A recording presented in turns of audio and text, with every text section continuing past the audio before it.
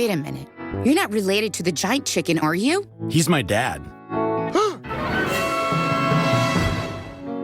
What is it, Peter? I forgot to go to college. This episode of Family Guy features a satirical take on reality dating shows with the introduction of Sex Farm, where contestants dress as farm animals to conceal their identity while they search for love. At Sex Farm, the bachelor meets a petting zoo, but with way fewer roses and way more hay bales. The absurdity of it all is cranked up a notch, with Meg taking a shot at the spotlight as Peter wished her good luck and hoped her reality show goes better than his did. This season on Alone, 12 contestants will be dropped in the wilderness.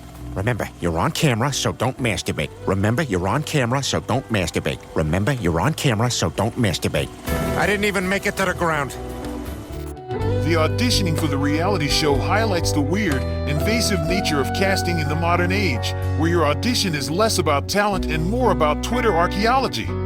So, is there anything I need to do for this audition? No. Most of modern auditions is just us going through all your old tweets to see if there are any racist or homophobic slurs. Then there's the host, Corey, a fallen YouTuber who went from internet stardom to network television, a journey akin to trading filet mignon for fast food.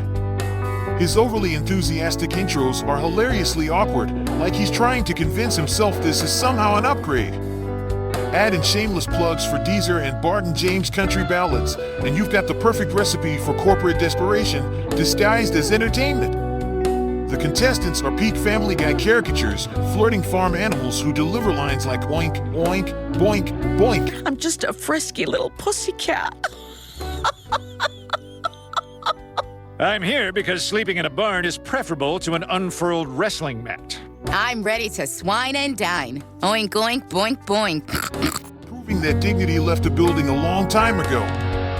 The mandatory bonding activities are just as ludicrous. From group feces baths to helicopter rides, sabotaged by road farts.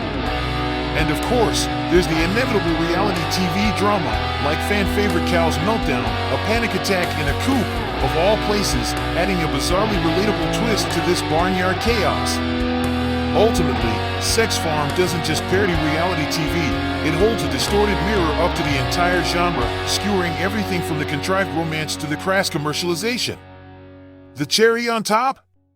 The tagline. Where our pronouns are ye and ha.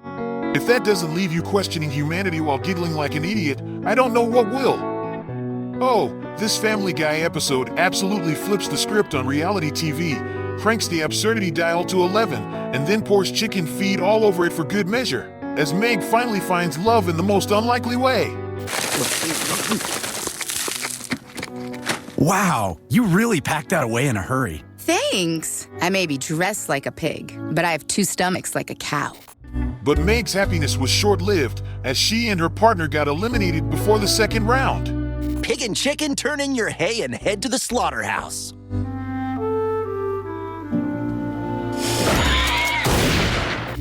Contestants are eliminated and sent to the slaughterhouse? That's dark. Even for a show where love is concealed under farm animal costumes. The cherry on top? Meg and Nugget's heartfelt goodbye scene. Meg, worried about her looks under the pig mask, nervously reveals her identity, only to learn Nugget's big secret: he's a chicken named Nugget. The irony is almost too perfect, as it sparkles a budding romance. The love story between Meg and Nugget is the ultimate forbidden romance, a poultry-themed Romeo and Juliet with a lot more clucking and oinking. It's so cool learning about your world. So, okay, tell me this. Is Colonel Sanders like your Adolf Hitler? No, the Colonel is an honest man. Our Adolf Hitler is Kenny Rogers with his stupid Kenny Rogers roasters. It's the tale of a girl who finds love on Sex Farm, only to discover her boyfriend is the son of Peter's eternal nemesis, the giant chicken. Shakespeare would weep, and then probably sue. However, their relationship faces challenges when Peter discovers Nugget is the son of his nemesis, the giant chicken, on the night when Nugget visits Meg for moonlight romance. Nugget, what are you doing here? I was in the neighborhood and thought we could Netflix and chill or Peacock and The dynamic between Peter and Nugget is pure comedy gold. Peter, naturally, loses his mind upon learning Meg is dating the offspring of his winged arch-rival. But at the same time, he's still excited he has 2 sons left who might join the army and die in service, so he would claim the benefits.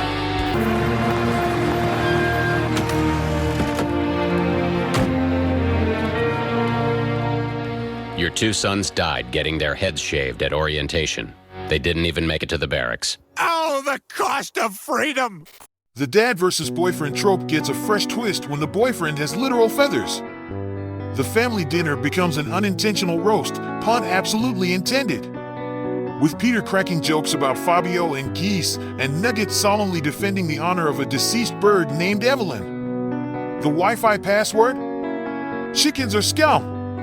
Complete with 22 exclamation points is the kind of passive-aggressive brilliance only Peter Griffin could dream up. It's awkward, it's hilarious. And it's Pete Griffin family dysfunction. You either break up with him or you break up with me. You can't date us both. Dad, you and I aren't dating. Oh, so you've made your choice then. Well, I'd like my tomato back. I'll pack my bags. In classic Griffin fashion, he demands Meg choose between her boyfriend Nugget or her family. Meg's choice, of course, is hilariously clear. The boyfriend whose name sounds like he escaped a McDonald's Happy Meal. And Peter? He wants his tomato back, as priorities matter. And let's not forget fan favorite Cal, whose existential cry for help somehow makes him even more popular. Once again, please stop voting for me. This is a cry for help. I swear to God, I'll jump. Reality TV in a nutshell. The more pain you're in, the more votes you get. Meg chooses love over her family, leading to chaos both at the Griffin household, where Peter struggles to adjust. Oh my God, you guys are right. This one time, Meg fell down the stairs and she broke her clavicle. You guys, I think I miss Meg. And at the giant chicken's home, where Peter attempts a misguided rescue mission with biting wit and absurd scenarios. It turns out, the giant chicken runs a pretty cushy operation with a bounce house and everything. Honestly, Peter's outrage might be 10% about losing Meg and 90% about not being invited to that sweet Iron Man-themed bounce house party. But here's the piece to resistance, Peter's rescue attempt. Armed with zero plan and maximum stubbornness, he storms the giant chicken's house. Honey, did you order a fat bag of crap? Stand aside. I'm here to get my daughter back. She's not coming with you. She's perfectly happy here. Are you sure? We can make this worth your while. We're prepared to trade Brittany Griner. Hey, stop trading me. Only to get distracted by a bounce house. Is this the height of Griffin problem solving? Absolutely. Does it work? Predictably, no. Meg stands her ground, leaving Peter defeated and probably wondering if he can trade Brittany Griner for a slice of respect. After the failed rescue mission, Peter attempts to bond with Meg at the bowling alley.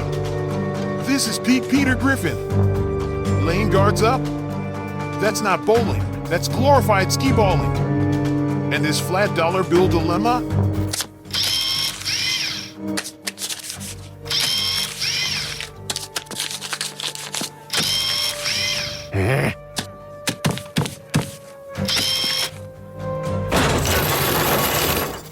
Classic Peter. He's the guy who tried to pay for arcade tokens with Monopoly money and then blamed the machine for being rigged. Meanwhile, Meg's new life with Nugget's family is like stepping into dystopia. The scattered grain dinner, courtesy of Monsanto, is both a hilarious jab at corporate food culture and a reminder that even in the chicken world, Big AG reigns supreme. A little argument about why Meg moved in with the chicken family sparked a chaotic confrontation between Meg and Giant Chicken, as he wants her to admit she hates Peter. The showdown between Meg and the Giant Chicken is the stuff of sitcom legend. Meg calling him out for being just like Peter? That's a mic drop moment, if I've ever seen one. And the Giant Chicken's reaction, realizing he can't hit her because she's a girl, leads to the most awkward, flailing fight scene since Peter tried to wrestle his own shadow. Wait, I can't hit you. You're a girl. Huh.